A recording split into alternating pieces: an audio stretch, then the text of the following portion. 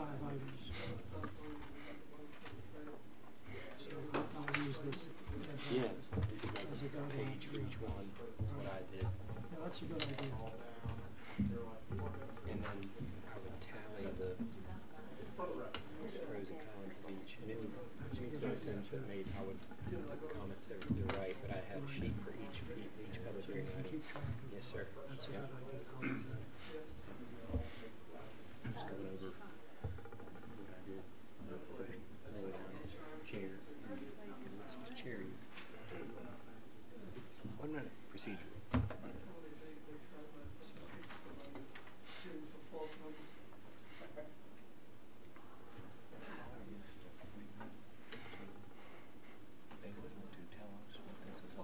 Yeah, so the staff will present.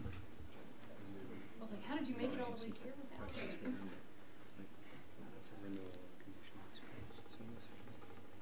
Okay. We'll call the meeting of April meeting of the Goochland County Planning Commission. Do we have a quorum? Mr. Myers is absent, but you do have a quorum, yes. Okay, thank you, thank you. Will everyone please rise for the Pledge of Allegiance and remain standing for the invocation. Pledge allegiance to the flag of the United States of America and to the republic for which it stands, one nation, under God, indivisible, with liberty and justice for all. Please bow our heads. Dear Heavenly Father, please guide this commission to make the right decisions during our meeting tonight. Please watch over our families, friends, and our men and women in uniform that help make our freedom possible. In your name we pray. Amen. Amen. Tonight is the night we change the officers for the coming year. Do we have a report from the nominating committee?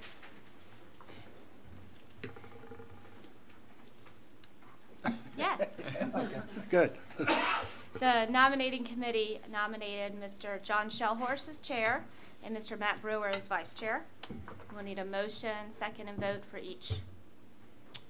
I assume they accepted the nominations. Yes. I'll make a motion that we approve the nominating committee's recommendations. I'll second it. All those in favor? Aye. Motion passes. Thank you. There you go. Thank you. Thank you, Mr. Chairman. Mr. Chairman, the next item on the agenda is the introduction of Mr. Carter Duke. He's our new District 3 Commission member. And as I understand, you have a few words to say. I do. I've known Carter for some time and had the pleasure of doing some business with him. He is very knowledgeable, and very communicative, and I think will be a great addition to this commission. Does anyone else have any words of encouragement for Carter? Congratulations. Yeah. Thank you. Welcome. Thank you, Carter. Look forward to working with you. Thank you. The next item is the approval of minutes for the March 1st, 2018. Indeed. Has everyone had a chance to look over the minutes? Those who were here, Carter, you were not? Yes, and I make a motion that we approve the minutes of the March meeting. I second. Okay, it's been moved and seconded. Any further discussion? Hearing none, all in favor saying aye. Aye. Any opposed? The minutes are approved as submitted. The next order of business is any request to defer additions, deletions, or changes to the order of the public hearings. I think we have 5 items, Madam Clerk, this evening to review. Is any change to the order or changes? None requested by staff. Good, and they will be as noted on the agenda. I'll now open a citizen comment period. This is for any items that are not on this evening's agenda. Please come forward if you have any items you'd like to bring to the commission, and give your name and address. Seeing no one come forward, we will close the citizen comment period.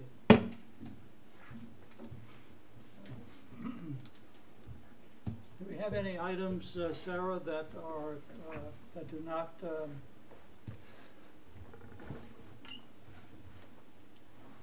Require a public hearing? Yes. No, sir. all right, thank you. We have public hearing items this evening. Your first one on the agenda is in District 5.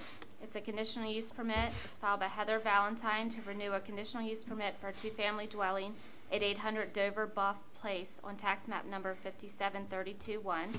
The 5.225 acre property is zoned residential rural.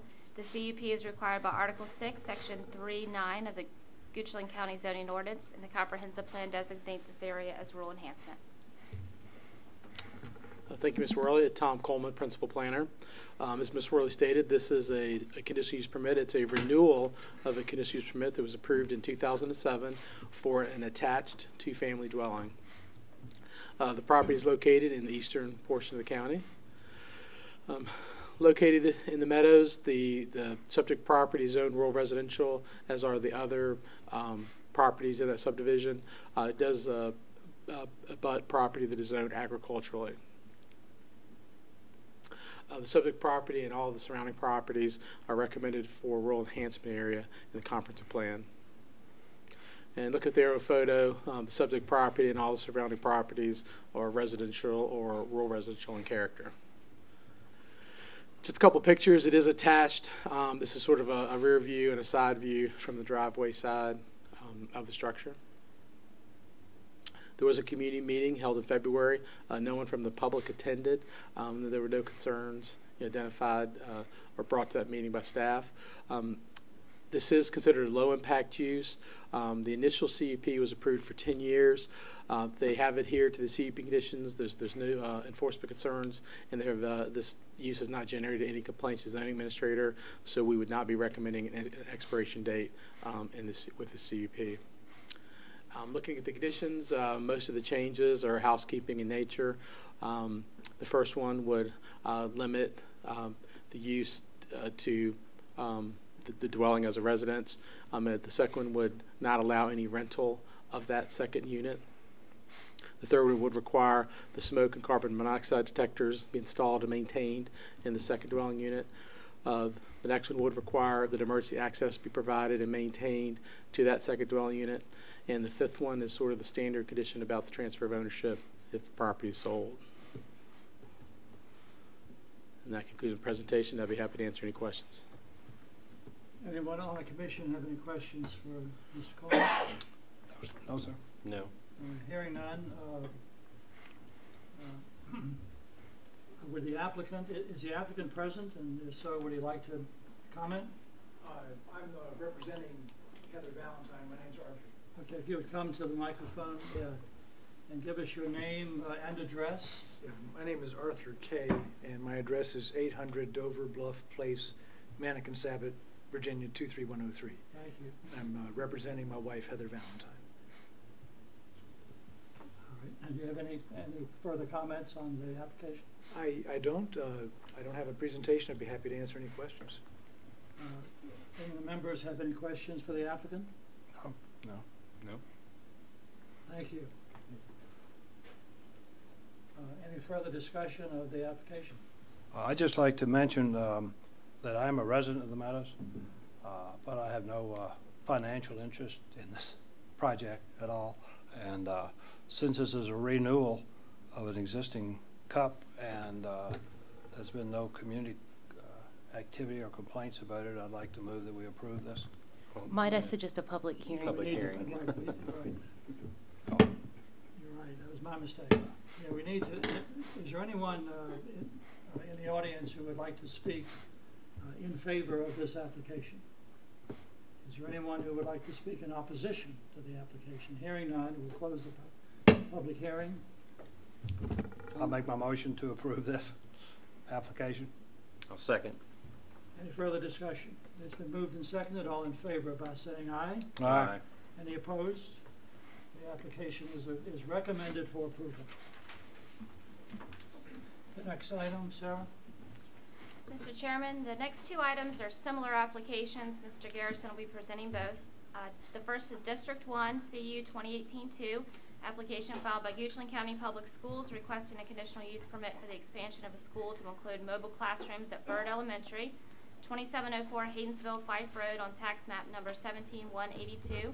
The property is zoned A1 and is 9.98 acres. The conditional use permit is required by Article 2, Section 3.21 of the Goochland County zoning ordinance. The comprehensive plan designates this area as state county institutional. Good evening, Mr. Chairman, Planning Commission members. Greg Garrison with Principal Planner with Goochland County. This is a request to expand Byrd Elementary School with mobile classroom units. The site is located in the western portion of the county. The comprehensive plan recommends public, county-owned, and institutional. And if this application is approved by the Planning Commission, it will be deemed substantially in accord with the comprehensive plan. Property is currently zoned agriculture general. Surrounding properties are zoned the same. Byrd Elementary recently received administrative approval to expand the parking along the southern property line. The mobile classrooms are proposed to be located near this area, and it is anticipated that the mobile classrooms will remain in place for an extended period of time, and therefore the conditional use permit is required. Each mobile building accommodates 2 classrooms, and each with its own restroom facility that will be connected to the existing sewer and water facilities out here. A community meeting was held on February 27th, 2018. Staff and Planning Commissioner Mr. Myers attended the meeting, and no citizens attended that meeting. Should the Commission recommend approval of this request, the only condition recommended is smoke and carbon monoxide detectors be installed and maintained in the unit. And that concludes my presentation. I'm happy to answer any questions that you have. I have one. I assume that we have to act on each of these applications separately? Yes, sir. Yes, sir. We can't put them together? And you represent the applicant, Mr. Garrison? I do believe we have staff available if you have any questions. All right. Well, would staff like to make any comments? The county staff have done a wonderful job presenting on behalf of the schools. Thank you. Let me open the public hearing. Is there anyone who would like to speak in favor or in opposition to this application? Seeing none, we'll close the public hearing. Anyone on the commission have any comments? No, I would make a recommendation Please. for approval. I'll second it. It's been moved and seconded. Any further discussion? Hearing none, all in favor by saying aye. Aye. Any opposed? The application is recommended for approval. Mr. Chair, the next public hearing item is a District 4 CU 2018-3. It's an application filed by Goochland County Public Schools requesting a conditional use permit for the expansion of a school to include mobile classrooms at Randolph Elementary School at 1552 Shepherdtown Road on tax map number 44146. The property is zoned A2 and is 31.53 acres. The conditional use permit is required by Article 3, Section 3.19 of the Goochland County zoning ordinance. The comprehensive plan designates this area as county state institutional. Good evening again. It's Greg Garrison, Principal Planner. This is a conditional use request to allow the expansion of Randolph Elementary School. The site is located in the eastern portion of the county. The comprehensive plan recommends public, county-owned, and institutional. And approval of this application, or if approved by the Plan Commission, it will be deemed substantially in accord with the comprehensive plan. The site is currently zoned agriculture limited. The site is mostly wooded, with the exception of the building and the fields. There are currently 3 existing mobile classroom units that were previously approved with building permits. The approval was for 1 year, and the mobile classrooms, they're located on the eastern portion of the county, right there. They do need to, they're anticipated to stay longer, therefore that's the conditional use permit is recommended. Each mobile classroom, the two on the eastern closest to the property line, right here, each mobile unit holds 2 classrooms, so there's 4 in that area, each with its own restroom facility. And then the furthest one is only 1 mobile classroom, and it has its own restroom facility as well, connected to the existing private sewer water system that the school uses. A community meeting was held on February 28th, 2018. Staff attended the meeting, but no neighbors attended. And should the commission recommend approval of this, same condition applies. Smoke and carbon monoxide detector shall be provided and maintained. And that concludes my presentation, and I'm available for any questions. Would anyone on the commission, does anyone have any questions for Mr. Garrison? Would the applicant representative like to make any comments? All right. We'll open the public hearing. Anyone who would like to speak in favor or in opposition of the application? Seeing none, we'll close the public comment period.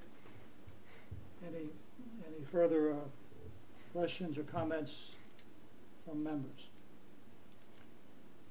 I have one question.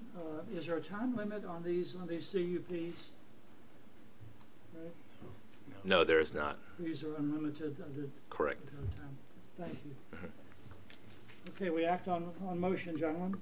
Mr. Chairman, I recommend we approve this. Second. Been moved and seconded. Any further discussion? Hearing none, all in favor by saying aye. Aye. Any opposed? The application is recommended for approval. Ms. Werwin? Mr. Chairman, the next public hearing item this evening is in District 4, CU 2007, 15A. It's an application filed by Andrew Swift to renew a conditional use permit for auto sales and service and to add farm equipment sales and service at 1269 Broad Street Road on tax map number 45110A. The property is zoned business general and is 2.616 acres. The conditional use permit is required by Article 16, Sections 3.8 and 3.18 of the Goochland County Zoning Ordinance. The comprehensive plan designates this area as single-family residential low density. Thank you, Ms. Worley. Again, Tom Coleman, Principal Planner. As Ms. Worley mentioned, this is a renewal of a conditional use permit. It's a renewal for auto sales and service, which was approved in 2007. They're also adding a new use, the farm equipment sales and service. So both of those uses would be rolled into this one application. The subject property is located along Broad Street in the Oilville Village. The subject property is zoned commercially. It shares that zoning with other properties, especially to the west along Broad Street Road. Properties across the street are zoned agriculturally. Also, properties further to the west are also zoned agriculturally. And the property does abut Autumn Breeze Drive, which is a subdivision that is zoned residentially. The comprehensive plan actually recommends single-family residential low density for all these properties on the south side of Broad, and flexible with residential recommendation on those properties to the north on Broad. Looking at the aerial photo, you see that the subject property and the property next door, there's a lot of development on the Broad Street section of the property. The bulk of the property, which is actually sort of butts the subdivision and heads south, actually is undeveloped and is really mature tree stands for the most part. There was a community meeting held in January. 3 citizens did attend that meeting. County staff did discuss some of the issues about not incorporating or implementing all the CUP conditions and PUD conditions that were approved in 2007 and 2008. So we did sort of discuss that at the meeting, but there were no concerns expressed by the citizens. Those that attended were supportive of the business at this location. There were some enforcement concerns in 2017. There was an enforcement action taken about not complying with 2 of the CUP conditions that were approved in 2007, and that included not fully being in compliance with the PUD that was approved for the site. That included not installing all the landscaping that was required, and also not installing or doing the parking lot striping that was required. was able to confirm that after discussions with the applicant and staff for about a day, and they have installed the landscaping, so they have addressed that concern, and they've expressed their intent to install the parking lot striping in the near future, and those issues are also addressed in the conditions that I'll get to in just a minute. Also, there's a requirement that all vehicles under repair need to be either inside the building or behind the building. That concern was also addressed and remedied. At the time, staff also noted there were stockpiles of construction debris on the property, which is not permitted, but that has been removed. Also, an inspection of the property determined that the farm equipment sale, which is really the repair of the horse trailers, which is one of the uses of the property, that requires the new CUP, and that's one of the reasons, or that's the primary reason why we added that new use for the farm equipment sales and service. It sort of rolled that into this the CUP renewal. Approval of the CUP together with implementing all the requirements of the CUP and the PUD would bring the property into compliance with the code. Just looking at the site plan, just a couple highlights. There are 2 buildings on the site, and a lot of this really just focuses on the portion of the property that fronts on Broad, and that's where the buildings are and where the pavement is, and really the business activity takes place. I'm looking at the conditions. I'll take a second to read through some of these because they have been changed fairly significantly from the previous approval. As far as number 1, the plan of development, it says that the improvements shall conform to PUD 2008-0006 as amended, which was the PUD was approved in 2008. 1A talks about the requirements set forth in the approved PUD, including any landscaping and parking lot striping, would be installed and implemented within 60 days of the CUP approval. And as I mentioned earlier, they had installed the landscaping since the staff report was prepared. As far as parking, again, all the vehicles and equipment for sale must be paved or parked on the gravel areas.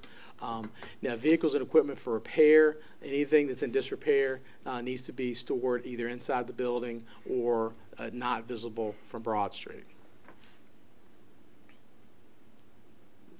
And lighting, basically, if they have installed any new outdoor lighting on the site, they would need to submit a lighting plan to have that approved.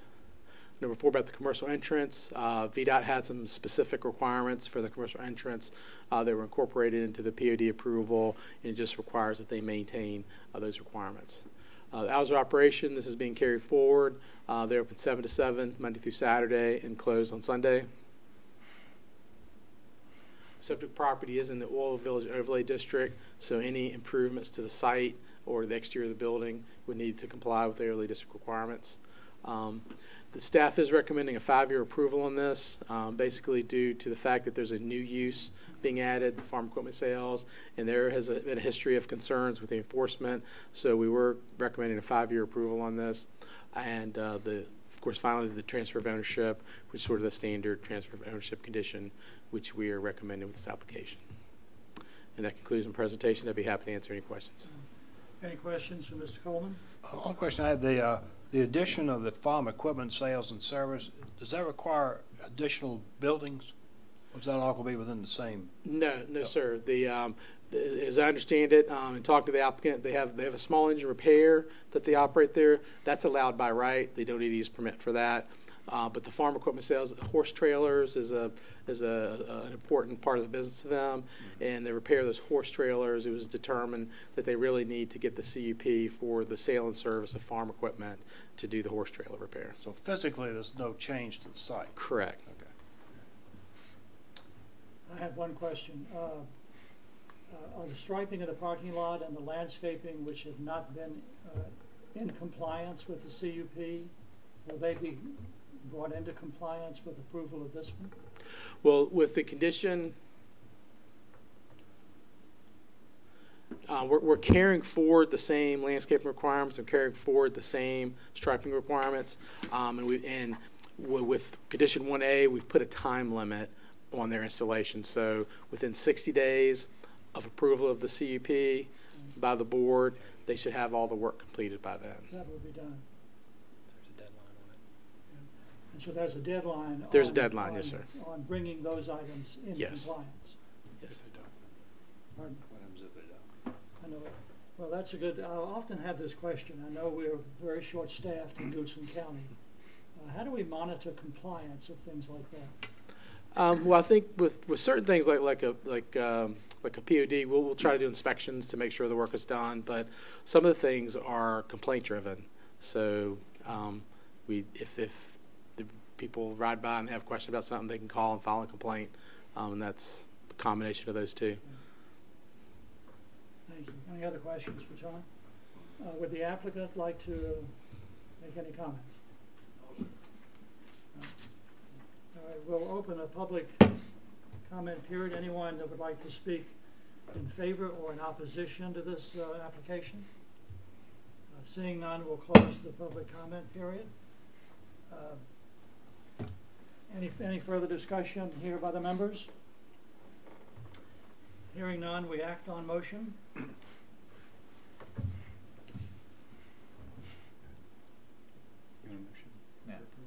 All right. I'd like to make a recommendation for approval. A second. It's been moved and seconded. Any further discussion? Hearing none, all in favor by saying aye. Aye. Any opposed? The application is recommended for approval. Ms. Worling? Bear with me one moment. Oops.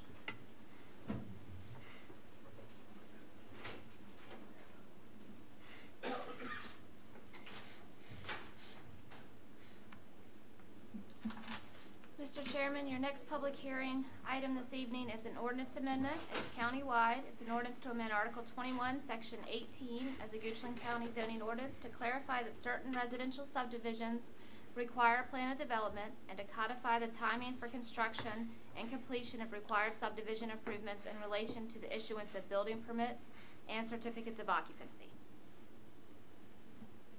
All right. Good evening, Mr. Chairman, members of the Commission. I'm Whit Marshall. I'm the Assistant County Attorney. I'm going to be presenting these proposed ordinance amendments to you.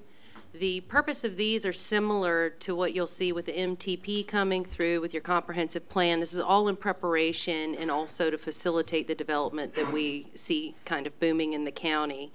So the purpose of this is essentially taking our POD policy and codifying it into ordinances so it's more clear, public has ready access to it, and everybody kind of knows what the rules are. They're just out there rather than in a policy, which can sometimes be confusing for applicants as they move through. First, by way of introduction, this is dealing with plans of development. A plan of development is a comprehensive collection of documents that can be very thick. But what it does is, as they develop the plan of development, what it does is when they go through the process of construction, things along those lines, it ensures that there's always compliance with the zoning ordinance, any other restrictions that may be on the property. It's in an overlay district. There are proffers with the property, that it meets safety and design standards, that traffic safety is provided for, and as well as protects water quality. So it's kind of like an ongoing continuum throughout the development process, and is usually in conjunction with the final plat process. The purpose of the 3 amendments you're going to see today is to clarify what types of developments require a POD, and also when certain required improvements must be constructed and then completed in the life course of the construction of an entire development.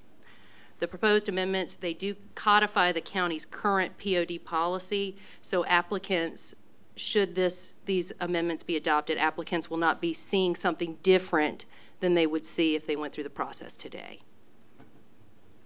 The first proposed change is the most basic. This is to clarify into what types of development require a POD, to clarify that residential subdivisions with 2 or more single-family lots that require improvements. So it's not just the 2 lots that trigger that. The regulations or the plans will require roads be installed or something for public safety. Typically, those will be your fire protection things, be it hydrants, emergency accesses, emergency turnarounds, things along those lines. So that would trigger the requirement of a POD. The second change, and this is for subsection 10 under the POD ordinance, and the purpose of this is it ties, the trigger is building permits. And all of these requirements are triggered by the developer moving forward with his development. So if a developer isn't moving forward, there aren't requirements piling up on them. These are all, the developer wants to move forward with something, this is what he needs to do to move forward. So the purpose is when certain improvements have to be installed and to what extent they need to be installed as they're in the process of building out their development. The first addition would be under the issuance of a building permit for a single-family home in the subdivision, is that for the subdivision, the entrance to the existing secondary or public right-of-way, the entrance and any associated turn lanes have to be constructed, as well as temporary signage, and also the road to access the lot for which the building permit is sought. So the road would have to go all the way to the end of the furthest property line. As you'll see from my slide, this is not a fully installed road. This is typically your first two layers for the development, depending on the plans and what they have. So making sure you can get to the property to build it. The second one, does anyone have any questions about that as they go through? These can be a little confusing. The next one, I'm calling it the 50% rule. That's not where the ordinance is. Yes, sir. So this is for the very first house in a 300-house subdevelopment? Yes, sir. Do this. Okay. And currently that is what they have to do, but it's going to be the base course pavement, not a fully involved, because they're going to tear it up. The next change, well, not the next change, but the next addition from the policy is the 50% rule. Essentially, once a builder has gone along, they've been putting the base course pavement down, once they reach 50% of the planned homes in that development, then they need to go ahead and complete the curbs, gutters, fire protection. All of those are triggered at that point. Depending on the size of the development, they could be pretty far into construction before that's triggered. But that's to ensure that we don't have developments that are completed, but the improvements are not completed. So it's to protect future residents and also to ensure that everything is phased correctly. For larger developments and also smaller developments will have multiple entrances, but this provision, the first provision, deals with multiple entrances and when additional entrances need to be constructed. If you recall from the earlier slide, it's the nearest entrance and associated turn lanes that need to be constructed to whichever homes you're getting a building permit before. So if you have planned other entrances to other secondary roads, once you get to the point where you have 50 homes with building permits, or conversely in a smaller development, 50% of the homes have been issued building permits, then they need to go ahead and build out that second entrance, second or third, the remaining entrances to the development itself. And then further, there's some clarification that we propose to add for phased developments. When a development is phased, each phase will be treated as its own subdivision. So that's more just for clarity for the really large developments. Do y'all have any questions about that particular 18.10? All right, and finally, the third proposed change is under the certificates of occupancy portion of the POD ordinance. Certificates of occupancy are what are issued. It's the final check. We go through and make sure everything is well, not me personally because I'm not qualified, but the county will go and make sure that all of the regulations are met, that it's safe for habitation, everybody signs off on it. So before we let someone live there, all of the road to that portion before a certificate of occupancy can be issued needs to be completely paved from the entrance, the associated turn lanes. You need your permanent street signs. That includes the names of the streets as well as your stop signs, important things like that. The fire protection also needs to be in that will serve that particular, because at that point someone can actually live there. It needs to be up to snuff and complete. Again, this is limited to if you're at the beginning of the development, you build it up, it's only to the edge of that property, depending on the timing. So the certificate of occupancy, it's a similar area, the nearest entrance, associated turn lanes and roads, and any fire protection or access improvements that are required to reach that particular lot. So those would have to be fully installed before a certificate of occupancy could be issued on any particular lot. And what we're asking is that you hold a public hearing on these proposed amendments, and we hope you'll make a recommendation to the Board of Supervisors to adopt these provisions. I'm happy to answer any questions you have, and I also have the ordinance language if you have any questions about that as well. Any questions? No, sir. Yeah, I have just one, and I have two.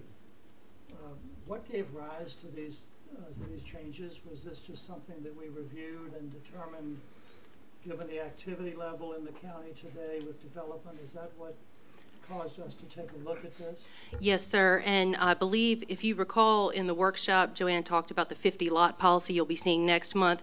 This is part of an ongoing review of our development type ordinances to make them as clear as possible. So as we move forward, nobody can accuse you of hiding the ball. Oh, it was in a policy, I didn't see the policy, which is understandable, even though I believe they're posted on our website. But it's much easier. Developers are going to look at an ordinance before they're going to hunt for a policy. So we think that this is just better for all parties involved for clarity. That makes sense. Okay, one other question.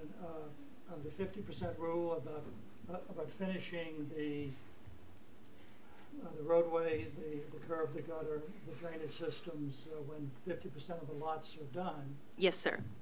Yet the subdivision is still under construction. So there's construction traffic on the roads. Damage often happens. Yes, sir. How will that be policed, and how will the HOA be, of course the declarant will be in charge of that. Typically at that point, yes, sir. So when it's turned over to the homeowners as an HOA, and there is some damage to those structures, whether it's a top coat, asphalt's done in 2 lifts, typically. So the top lift may have stains or damage. The curb and gutter may be damaged by construction equipment. Will that be monitored so that the HOA doesn't end up owning those problems?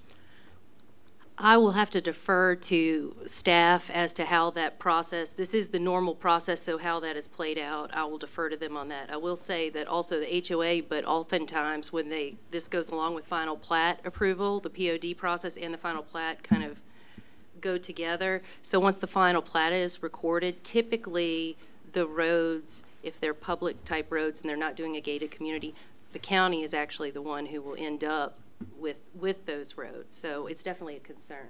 Well, Joanne? if you're public roads, of course, VDOT is involved as well. So Yes, sir. And when VDOT takes them, they don't actually, we still own the roads, but we give control of them to VDOT. VDOT, exactly. And I think Joanne Hunter, you just about answered your own question, Mr. Shellhorst.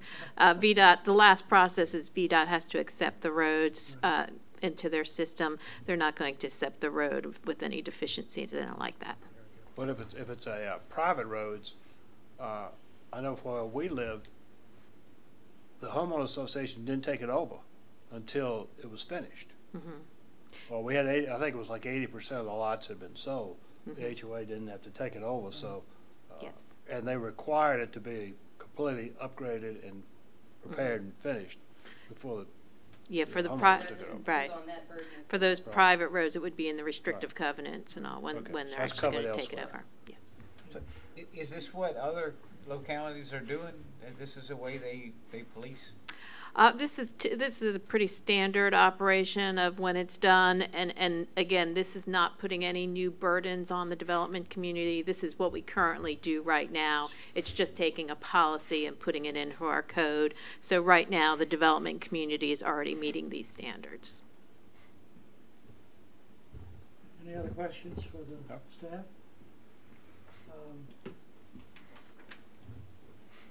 Public hearing. I guess we'll just need to take action. Public hearing. Oh, yes. Thank you. I'll open the public hearing. Is there anyone present who would like to speak in favor or question any of these proposed amendments? Hearing none, I'll close the public comment period. Any further questions from the members? Gentlemen, we act on motion. I recommend we approve this change, modification, whatever you want to call it. Yeah, I'll second. It's been moved and seconded. Any further discussion? Hearing none, all in favor of recommending approval of these amendments, provisions, please say aye. Aye. Any opposed? Okay, what's the proper designation? Would these be considered amendments? Yes, sir. So these amendments which will be codified, Yes. are recommended for approval. Ms. Worley, I think that's the end of the public hearing cases. It is, and I have no old business to report. And we have 2 items under other business, the review and adoption of the Planning Commission bylaws.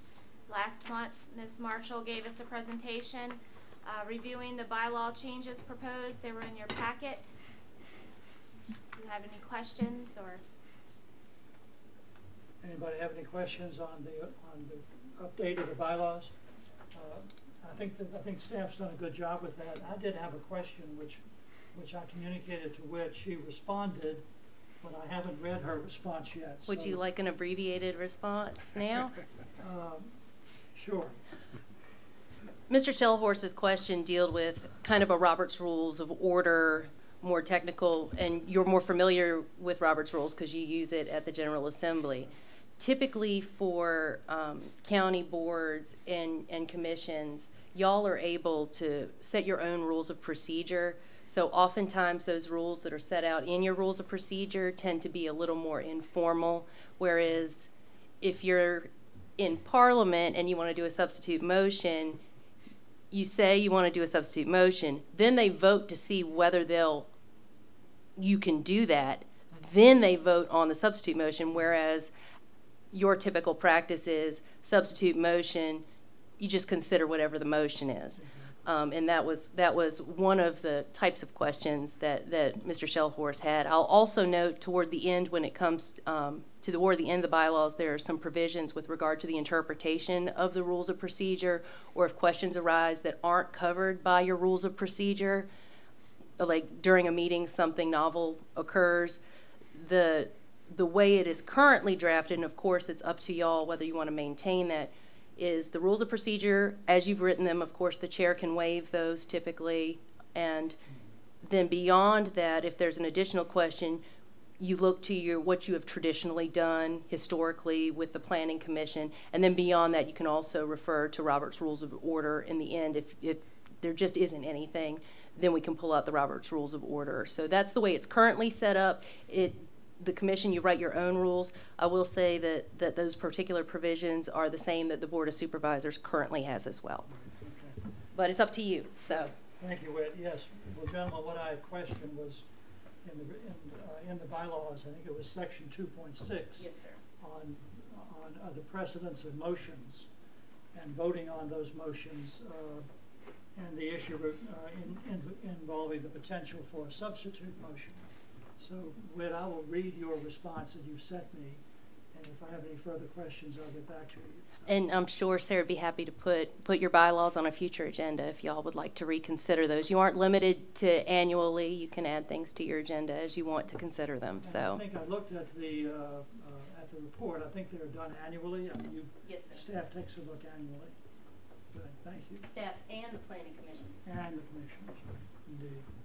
Well, I think it's good for us to be familiar with the bylaws, as that's how we conduct business. So that's a reason. We have one other. I'll actually need a motion and a second to adopt them. Sorry. Yes. I motion we adopt. Second. It's been moved and seconded. Any further discussion? Hearing none, all in favor by saying aye. Aye. Any opposed? The bylaws, the updated bylaws are recommended for approval, but before we close the matter, does this need to go to the board? No, sir. So this is an Y'all are absolutely in charge of your own rules and procedure, So we. so long as they're in compliance with state law, et cetera, et cetera. Gotcha. So the updated bylaws have been approved. Thank you. Sarah?